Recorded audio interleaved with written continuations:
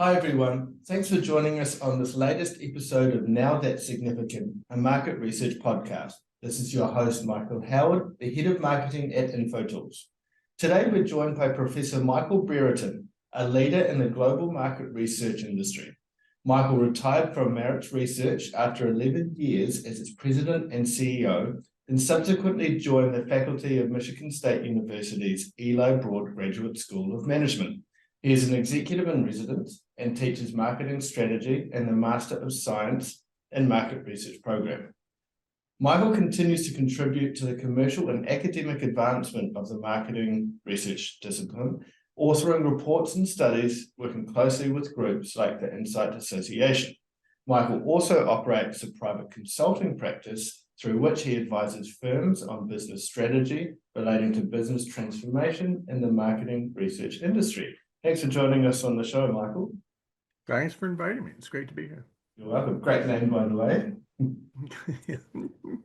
So, Michael, what's the most significant thing you're going to tell us today? Well, I'd like to focus on the topic of all the transformation that's occurring in the industry and in skill sets, the skill sets for all of us as researchers. So, again, like so many times mentioned on your podcast, there's so much disruption going on, a transformation in the field, so many new players and approaches. And so I think as individuals who want to stay relevant, we need to evolve our skill sets. And I hear some people say, well, really, nothing's really changing from a skill set perspective. Yeah, we got new tools and approaches, but it's just a different way of delivering on the same skill sets. And then you hear other folks who are totally on the other side of the continuum saying, well, the traditional research skill sets are irrelevant now. It's kind of like out with the old. And I believe that to thrive, we all need both. It's the traditional and the emerging skill sets. It's sort of an and right now. So my statement I want to put out to you here is that I would position our skill set needs moving forward in this way. I'd say, I'm not selling you my research skills. I'm selling you access and enablement to configure a platform using my research skills. Sure. So it's something listeners will certainly like to learn more about, no doubt, especially as you mentioned, the sector's transforming so quickly. It's interesting that you went from a commercial role in market research into academia. I mean, the two have got very different roles to play in society. So can you tell us a little bit more about that journey? Well, yeah, I started out as an analyst, as a market analyst, actually at General Motors. So I started on the client side, and then, but fairly quickly I moved over to the agency side, and I moved to a firm called Maritz Research, and later on was Maritz CX.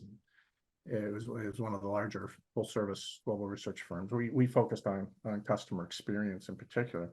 But anyways, I was there for almost my whole career, and as you mentioned earlier, I was CEO for 11 years, and things went very well. My timing was great, and I was able to retire out early. I retired at 54, but I still wanted to stay involved in the industry and stay engaged. But I didn't want to the pressures of running a company or working in a company anymore. So, but in particular, I really have always been so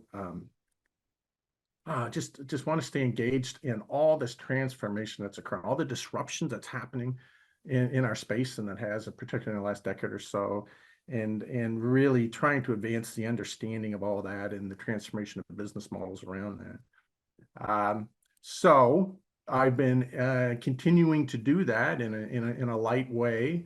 As you mentioned earlier, some of that through being very involved with the associations like SMR and Insights Association and trying to understand this, and then in some consulting and sitting on the boards of some companies as well. But primarily through role in academia, I helped Michigan State University launch a Master's of Marketing Research program there, the Master's of Science and Marketing Research program. And the goal there is being about helping develop the next generation of leaders in our field. And again, specifically focusing around all the change that's occurring, all the disruption and transformation that's occurring in our field. And what does that mean in terms of how to lead moving forward, and trying to be that glue, if you will, between all that's happening in the commercial side with the needs that are developed in the academic side. So it's been very rewarding, and I highly encourage others to kind of consider, as you say, kind of crossing over between the two. Cool. So we'd love to obviously get your perspective on how you're seeing market research industry transform. Being a data-led industry as we are, do you have any data to back up your perspective? I'm sure as everyone listening, researchers themselves would appreciate. Yeah, and that's one of the things I particularly enjoy being involved with, and working together with Michigan State University and the Insights Association and SMR on really trying to understand the market, the sizing of the market against all this change, this transformation occurring. And so I wanted to share some of that information with you. And the information I'm using, just as a caveat, is specific to the US market, because that's what I tend to write about. But the patterns I'm talking about there that you would see in the SMR data are the same patterns are reflected globally. And so I would say, first of all, a couple high-level takeaways in terms of what I'm seeing in this data that's also driving the thinking around the skill set that the need to evolve our skill sets as insights professionals that I mentioned up front. So the first thing is I would say, in terms of looking at the data in terms of how the industry performed, the size of the industry. First of all, I think we're in a very good spot. The industry is growing. All indications are that brands continue to place actually an ever greater emphasis, I think, on understanding the voice of customer and using that to drive better decision making, even in kind of the doldrums of 2020, when so many businesses were down year over year. The insights market was up year over year. So I think that says a wonderful thing in terms of the support and the interest in what we do in our space. So our space is growing. But the second point I would say is, if you look within different lines of businesses or different subsegments within the insights space are growing at different paces.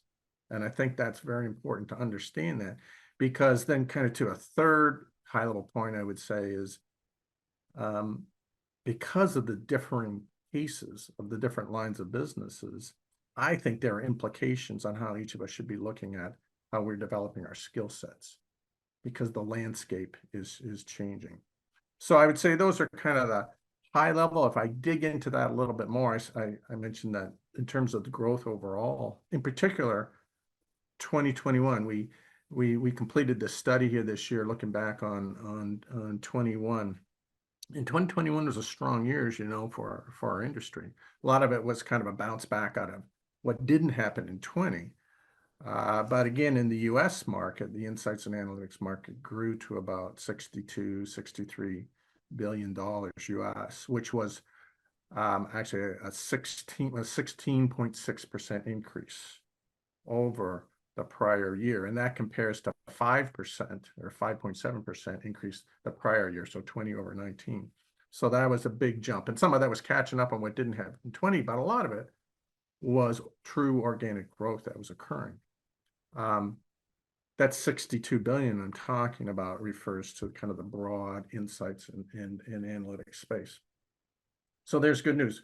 But again, to my second major point is, if you peel that back now, if you look at the growth a bit more carefully and look at it from terms of what types of specific services or lines of businesses grew, you'll see some different patterns forming.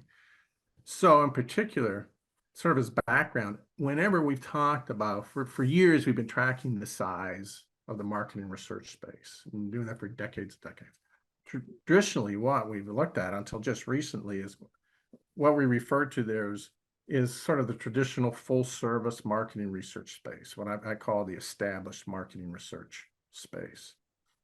And last year in the US, that sort of traditional full service marketing research space, the revenue there was about 19 billion. So about 19 of that 62. But if we look back over the last 10 or 15 years, I'm arguing, and together with the other partners we created this report on, we're arguing that the market that we all participate in is much bigger than that traditional marketing research space. And it's kind of how the big data phenomenon affected us in particular in this industry, because of course the availability of the data in general just grew so much over the last 10, 15 years. And as I've heard on previous podcasts where people talking about what was behind that, the whole idea of it's not just about, well, it's just not the data that we get in terms of asking in a survey anymore. There's so much behavioral data available. There's so much listening data. Some of your speakers in the podcast were just talking about in terms of data being ubiquitous now. And then on top of that, you put the cost of storing data and the cost and ability to move data and the tools to manage and analyze data have just evolved so much. And that factor has caused or invited a lot of new companies with a lot of new approaches and tools to come into our space. And they brought with them, or they've created far greater access to more data and more ways to apply it. And so what we believe is the definition of marketing research, or of some people would say of insights and analytics is far broader.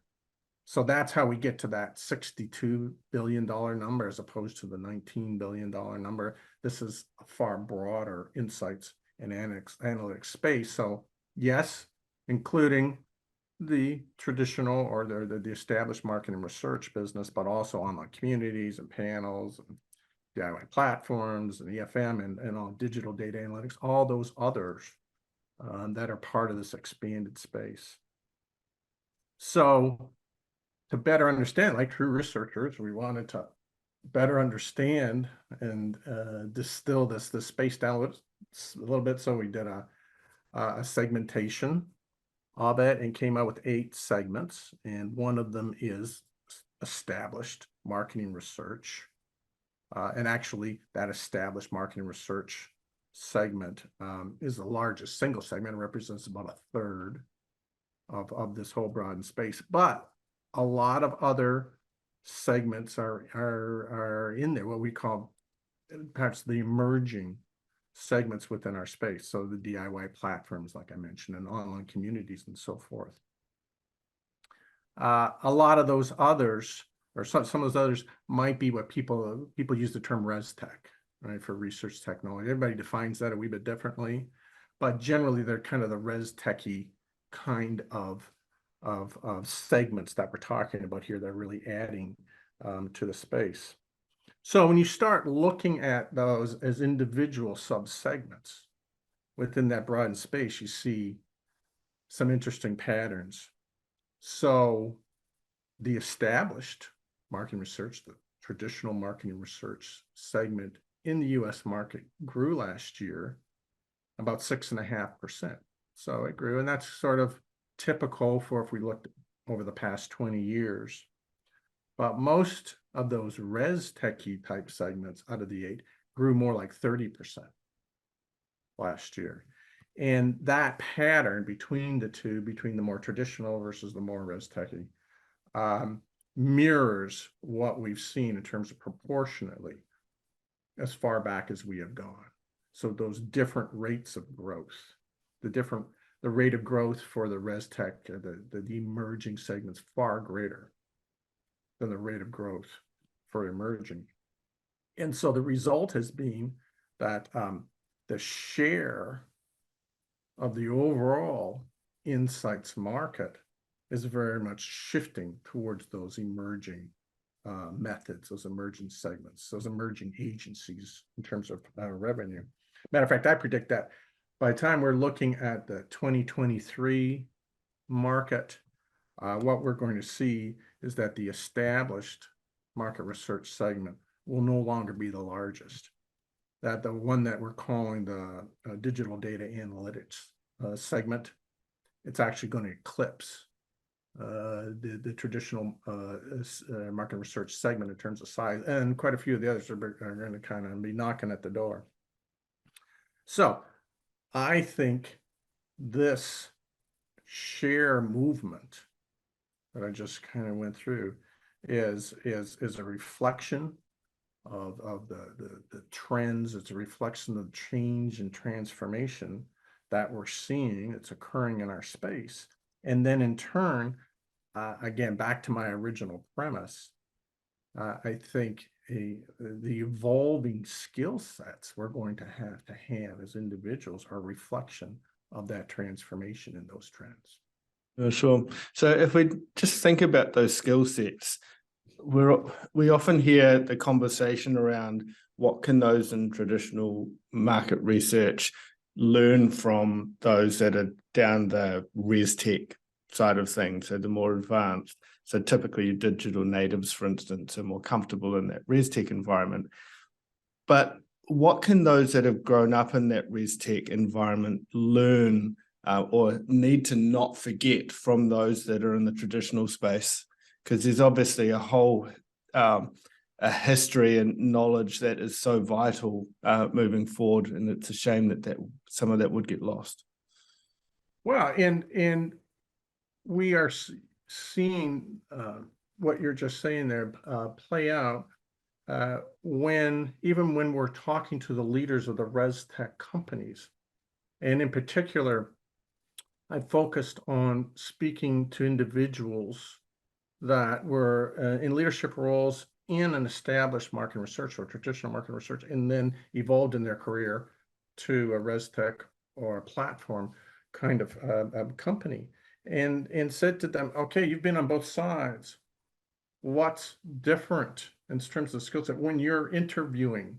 What are you interviewing? What are you looking for differently today than you were in your prior role? And to your point, I think the thing for the new players need to understand is what I'm hearing is this, it's an and. It's not as if, oh, it's out with the old, as if it's just a whole different skill set.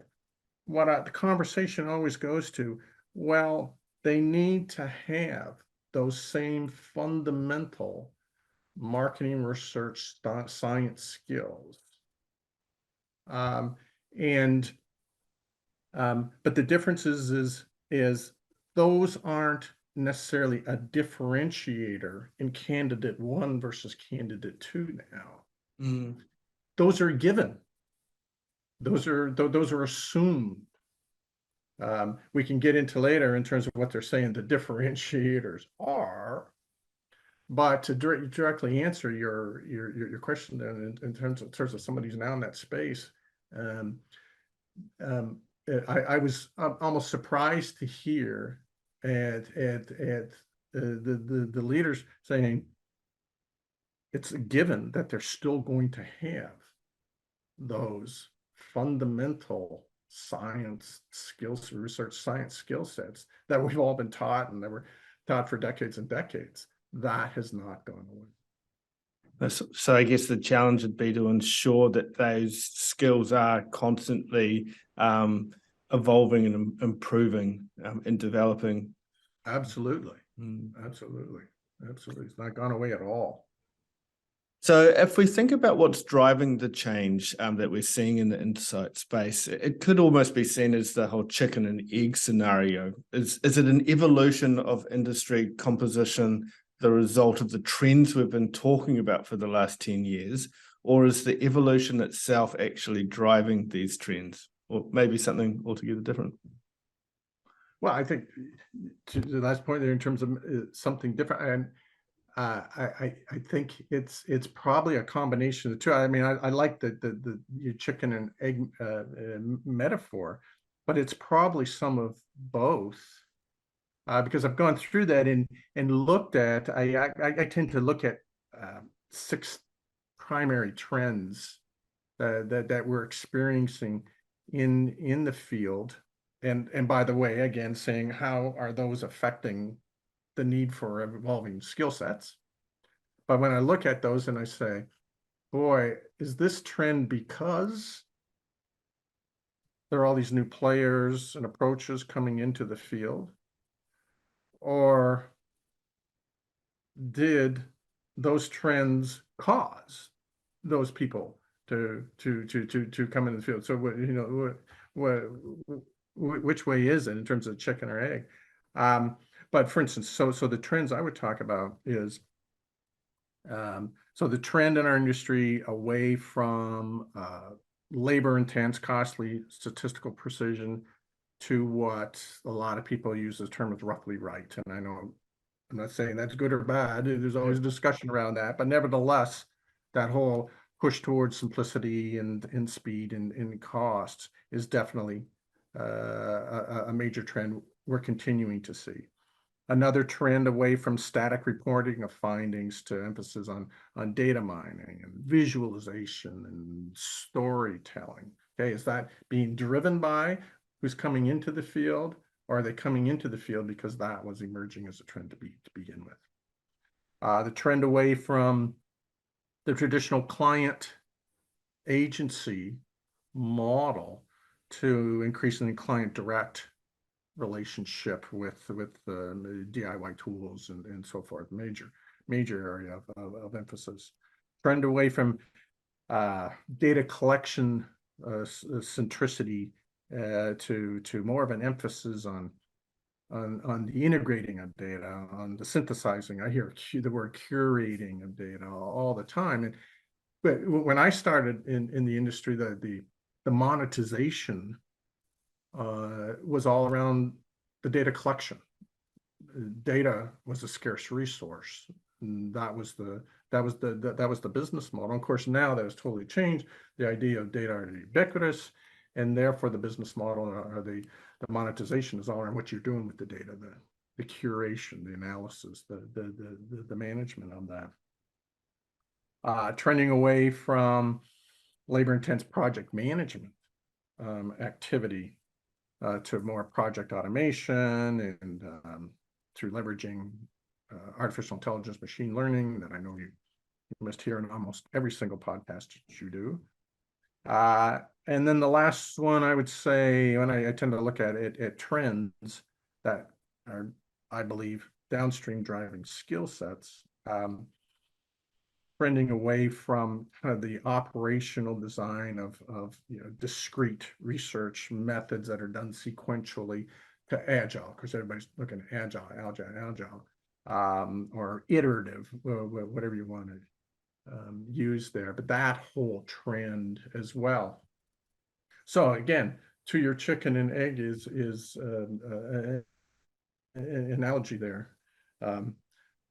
Is all the disruption of the firms the coming in driving those trends, or are they here as a result of those trends having occurred? Regardless, I believe they're really converging toward a very rapidly transforming space is where I'm always focused on, and that's driving this broader definition of research and a far broader field of companies coming into the space with the tools, including increasingly large enterprise data management companies that are really comprised that digital data analytics segment I talked about, that I believe is going to emerge as the largest, most impactful segment within our space.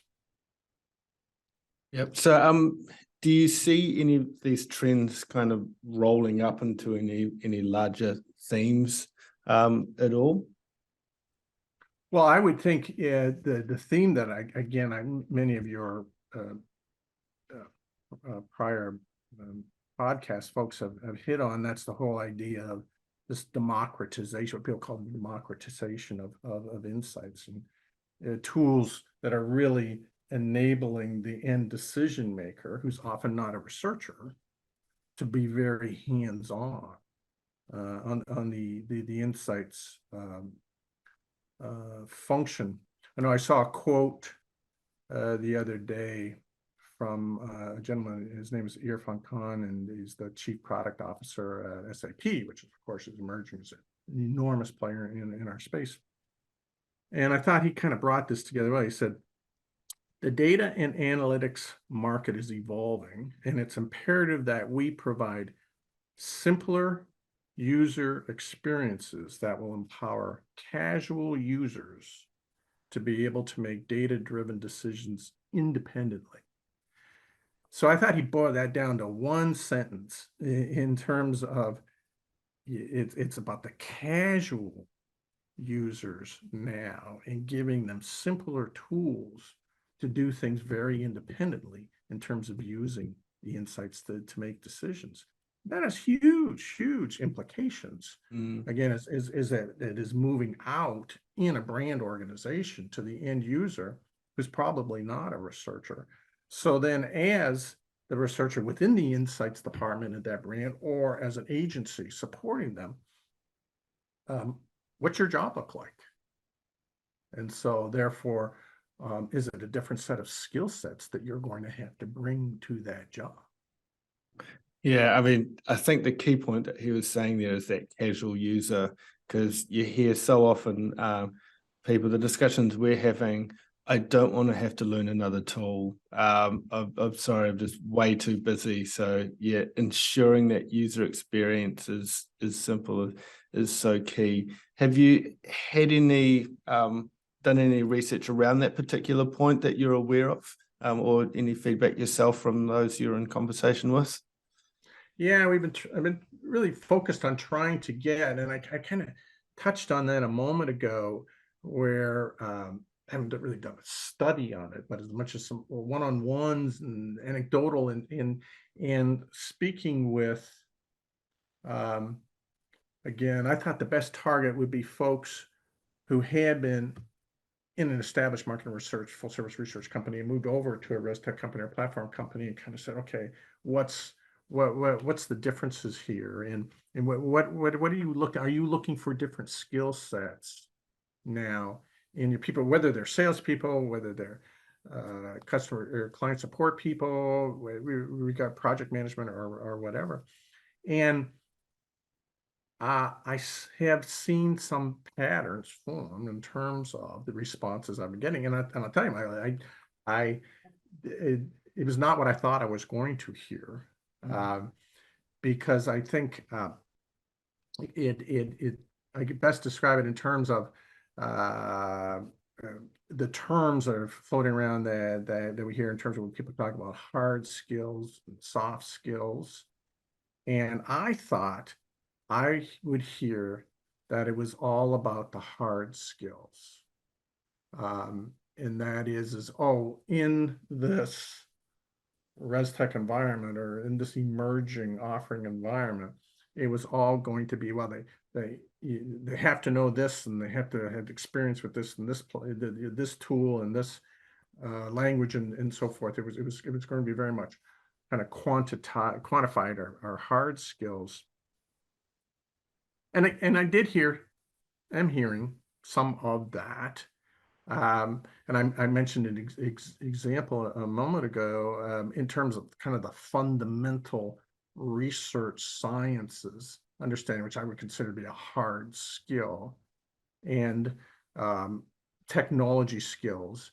I've talked about this before, and I use the term that they're adroit, that a candidate is adroit at using technology, not just good at it, because I was trying to get across, it's almost like they're expected to be clever at it.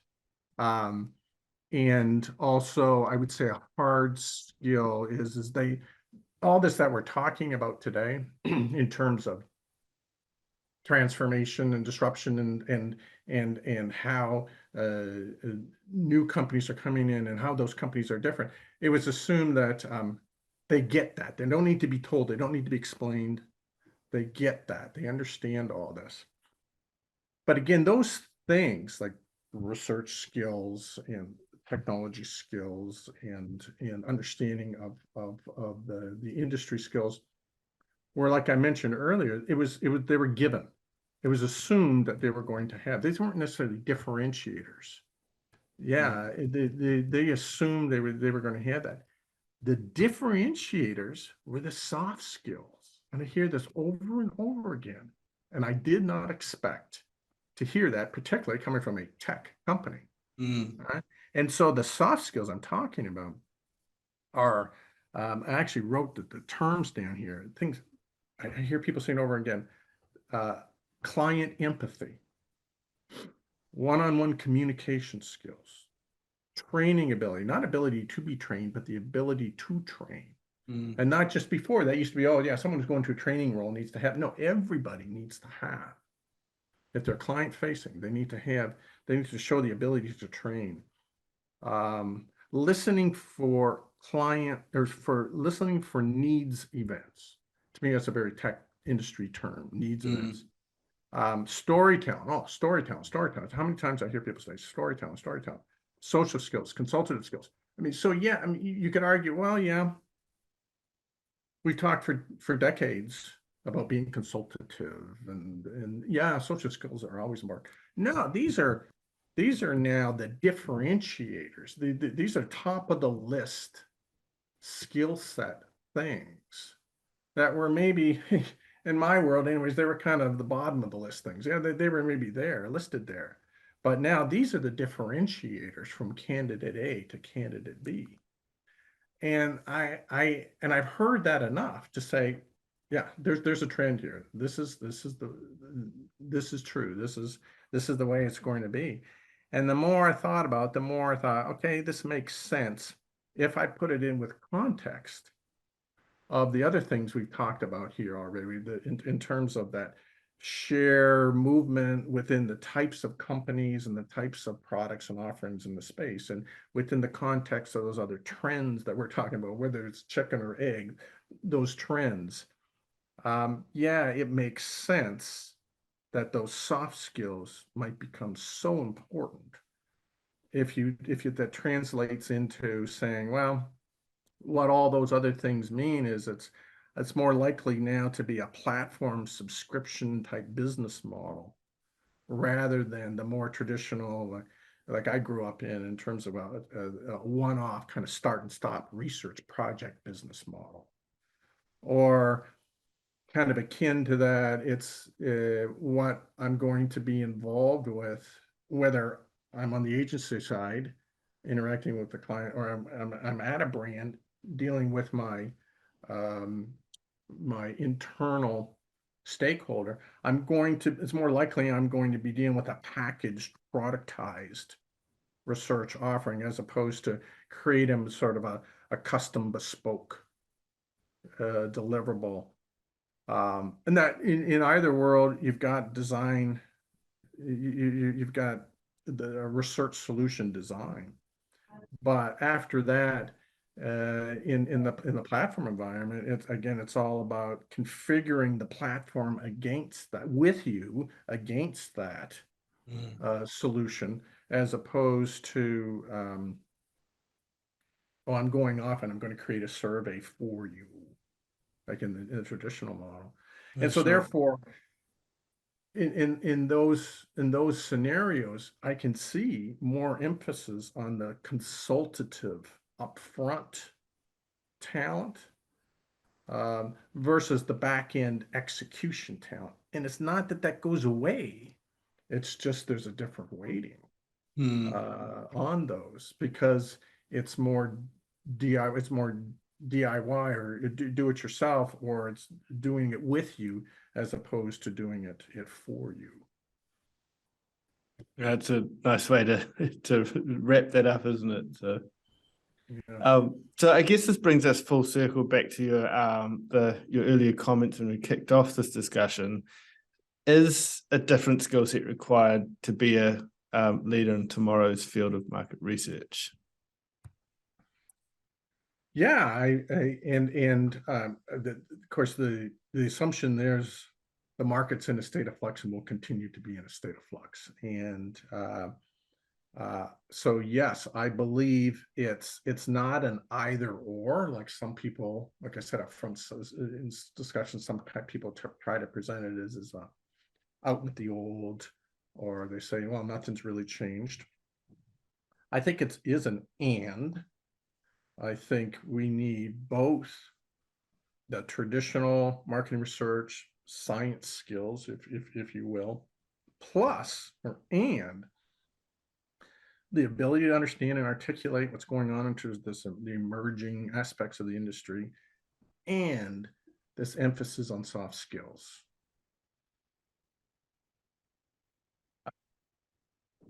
In terms of those soft skills, do you do anything at Michigan State, for instance, to help try and grow and foster and cultivate those, especially those that have been in the industry that have come back into a master's program? Yeah, we've really started to focus on that. And just it's an example, as we speak, we're launching a course just on storytelling. Where storytelling was always kind of part of something, but now it's just coming up so much as a skill. Because we're looking, I use that as an example, but this whole idea of change and transformation is a particular area of interest in us, is because we really would like to see ourselves as sort of like building a funnel of the future leaders for the industry. We have the students are coming in and they're enrolling, they're raising their hand and they're saying, that's what I'm taking a graduate degree in this field because I want to be a leader in this field. And so we believe then we have to have a really tailor what we're teaching against what's changing, what's transforming in the field. And we try to really differentiate the program that way. And so we've got a lot of emphasis on ResTech, emerging tools and so forth. And that's highly dependent on guest lectures. So that's one thing that's unique I found about, because I as you know, a lot of universities don't necessarily want a lot of outside folks in, and Michigan State's been very open that way, and it's been great for people like me. So there's a large dependence on guest lectures and people from the industry. A lot of focus on emerging research design, and on top of making sure we're also continuing to teach those fundamentals of research design, very time tested. And so, but it's interesting that the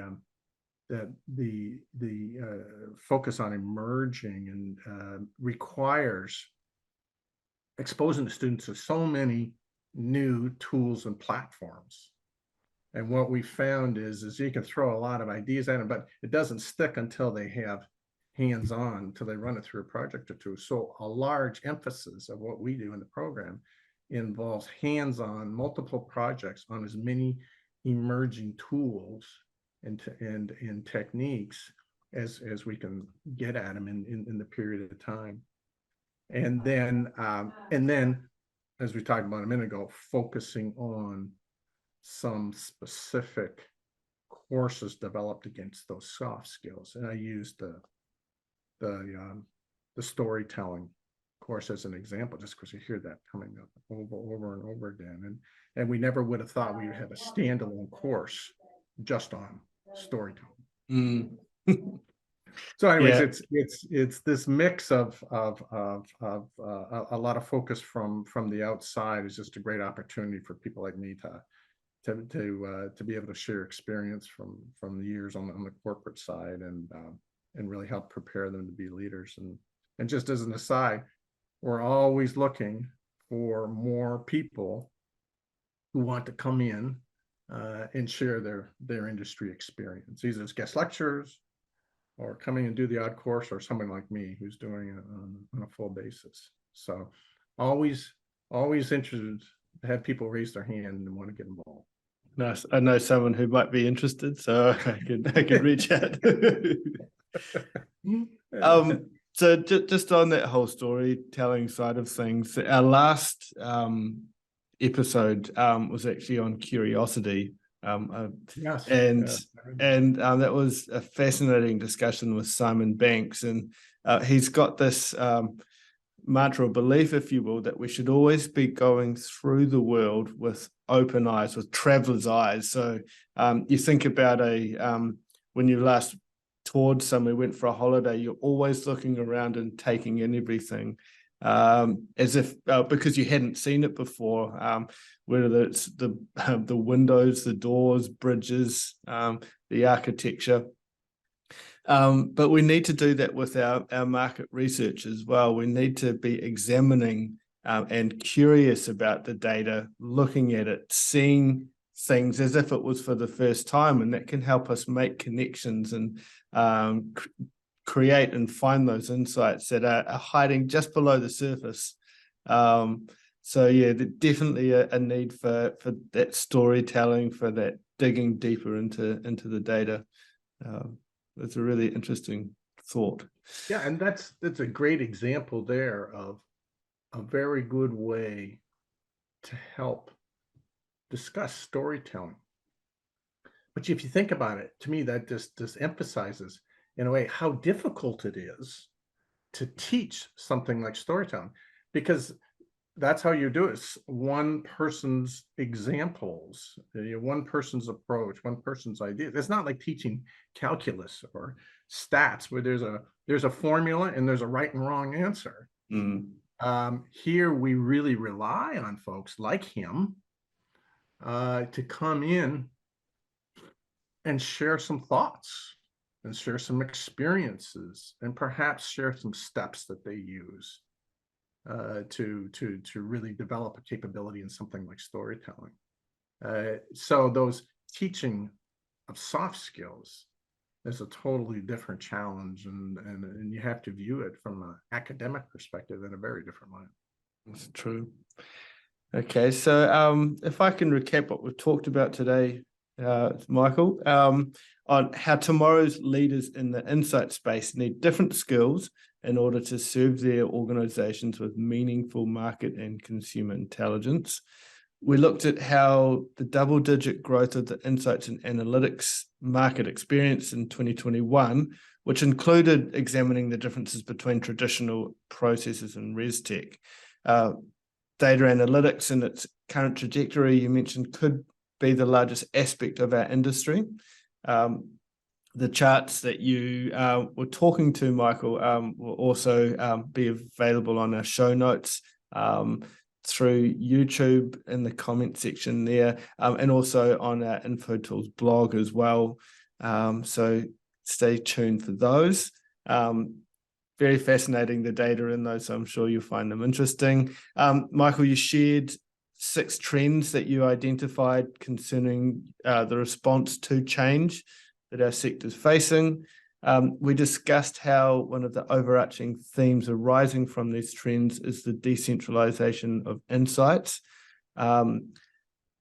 Decision makers or casual users, you were saying, need to have that ability to dive into the data if they want to try and explore it, to even see the story, to bring their experience in, to bring out a story that others just couldn't do.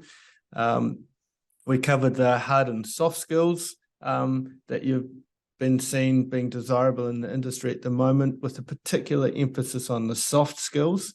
So the empathy, the one-on-one communication, the storytelling, for instance.